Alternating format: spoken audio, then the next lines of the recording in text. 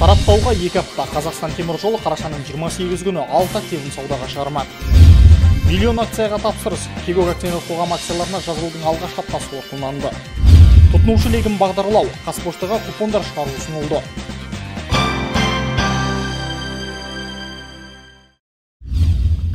2014-2016 жылдарға арналған жекешелендірудің кешенді жоспары шеңберінде Қазақстан темір жолы ұлттық компаниясы 34 кәсіпорынын бәсекелі ортаға беруді көздеп отыр. Соның 25-ін биыл жыл соңына дейін жекешелендіру жоспарланған. Ұлттық компанияның бас кеңсесінде мүдделі инвесторлармен кезекті кездесу өткізілді. Алдымен жекешелендіруге қатысу шарттары мен оның жүзеге асыру ережелері таныстырылды. Одан соң қарашаның 28 күні Қаржы министрлігінің ресми электронды алаңында саудаға шығарылатын 6 кәсіпорын туралы толық ақпарат берілді. Әр серіктестіктің қызмет бағыты, негізгі тапсырыстар мен қаржылық көрсеткіштері, бүгінгі күнгі бағалық құнына дейінгі бүкіл ақпарат бүкпесіз ашылды. Сатылатын кәсіпорындардың бірінің иелігінде тіпті республикалық маңызы бар тарихи ескерткіш бар көрінеді. Ол 1903 жылы салынған локомотив депосы. Құзырлы комиссия мүшелері бұдан да толымды ақпарат білгісі келетін инвесторларға қосымша мағлұматтар ұсынуға әзір екендерін айтты. Аталған серіктестіктерді сатып алып, шаруасын дөңгелеткісі келген инвесторларға қойылатын басты талап кәсіпорынның қызмет бағыты мен жұмыс орындарының кемінде 1 жыл сақтап қалу. Бұдан бөлек алдын ала жасалған ұжымдық келісімшарт талаптары бұлжытпай орындалуы тиіс. Халық IPO бағдарламасы аясында Кегок компаниясының акцияларына жасылу ресми түрде басталғаннан бері тұрғындар 1.151.335 дана акцияға тапсырыс берген. Яғни жеке инвесторлар жалпы сомасы 581.424.175 теңгеге құнды қағаз алуға жазылды. Әр акцияның құны 505 теңге. Бұл қарашаның 5 мен 12 аралығында 6 жұмыс күнінің қорытындысы. Шараның ұтымды тұстарын тұрғындарға түсіндіріп беретін ақпараттық науқан қыза түсті. Арнайы ашық дәрістер мен таныстырылымдар еліміздің 25 қаласында ұйымдастырылып, оған 30 мың адам қатысты. Брокерлік есеп-шот ашып, акцияларды сатып алуға клиенттік өтінім беру үшін жеке идентификациялық нөмірі бар төлқұжат немесе куәлік болса жеткілікті. Тұтынушы уақытын үнемдеу үшін брокерлік есеп-шотты пошта байланысының бөлімдерінде алдын ала ашу ұсынылды. Өйткені брокерлік есеп-шот ашу шараларына қолданыстағы заңға сәйкес 3 күнсіз бөлік күн қажет.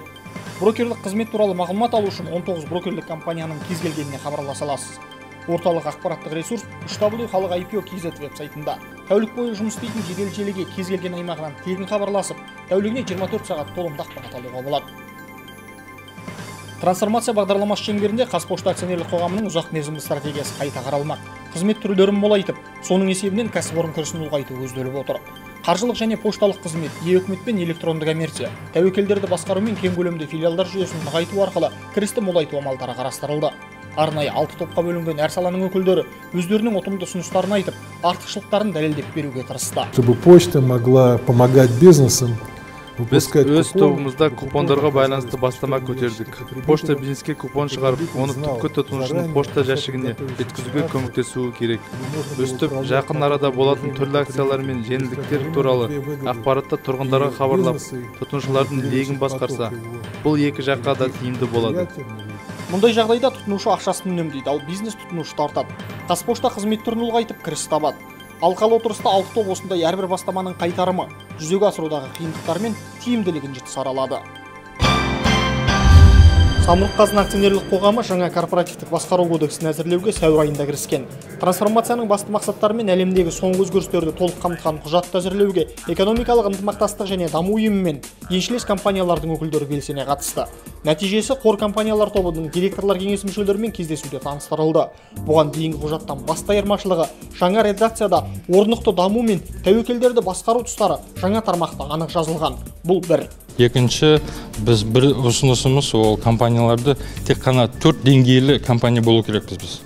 Соны талқылап жатырмыз. Ол бола ма, оны істеуге бола ма, қандай экономикалық негіздер бар сол үшін. Мысалы, кейбір компаниялар бар 9 деңгейге өсіп кеткен. Бұл бағыт біздің приватизация жағынан да бағытпен жақсы бірге келе жатады.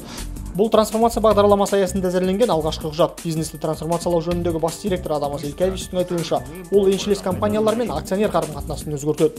Жобада портфельдік компаниялардағы директорлар кеңесінің тиімділігін арттыруға ерекше көңіл бөлінген. Кездесуде еншілес компанияларда жол картасын әзірлеу керектігі баса айтылды. Первый посыл для вас. План у нас есть. Еншілес компанияларға бағытталған бірінші хабарлама арнайы бекітілген жоспар бар. Ол аса ауқымды, әрі күрделі.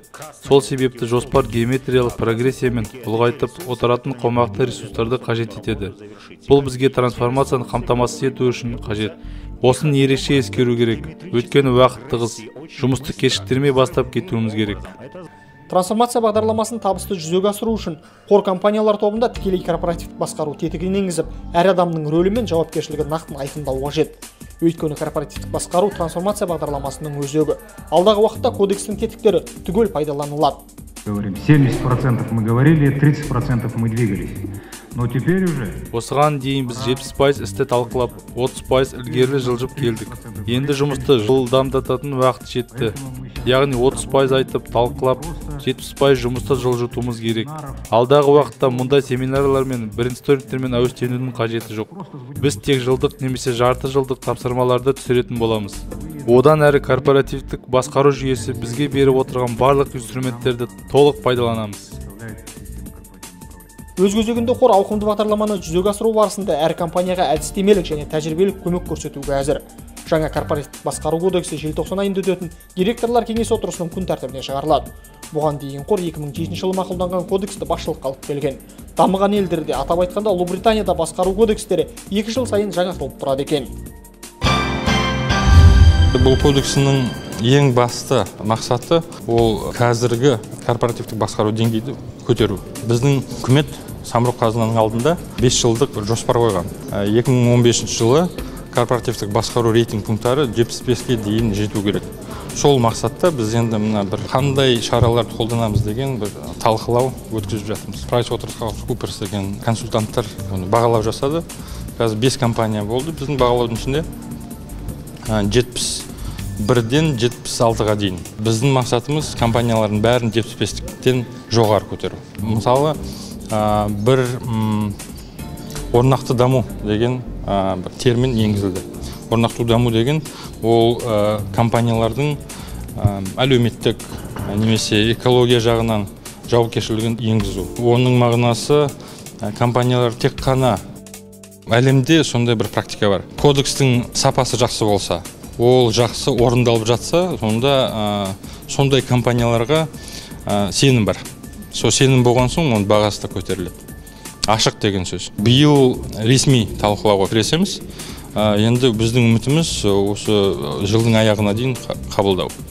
Бір маңызды нәрсе ол біздің ойымызша бұл жақсы басқа да жекеменшікте компанияларға бір көмек болатын шығар деп. Өйткені біз бір жыл бойы әлем шарындағы практикалардың бәрін көріп, осы кодекске енгізгенбіз. Бұл да осы бір көмек болатын шығар.